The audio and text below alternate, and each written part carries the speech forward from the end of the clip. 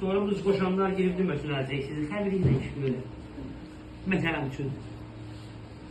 Tartışdırma. Xaçapuri kubdari hazırlayırıq.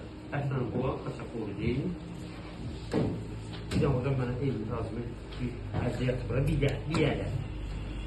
İndi bizim anı çəkib görürük.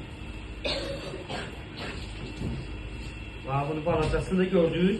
Bayaq ki deyirəm ha. Bu alkol. Bəli.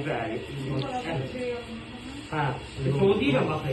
Əgər mən bu əti bunun içinə qoyub belə küt yığıb, eləyib, sonra yaşlıladıq, burada xəmir çox küt qalır. Amma ay, sağ ol, çiğ qalır. Ona görə deyirəm də, əti qoyduq və bu cürlə bir barmaq ara məsafəsi saxlayırıq, qıraq saxlayırıq. Yaydı, bəli, hər tərəfinə. Mən ölçüyə görə 350 qram xəmir götürürük, 280 qram, 260 qram ət götürürük ki, yarım faizi deyil. Elə belə deyil. 350 qram xəmir götürürüksə, 280 qram, 70 qramın söhbəti var. Biz şey götürürük, ət götürürük. Yəni yarım faizi deyil.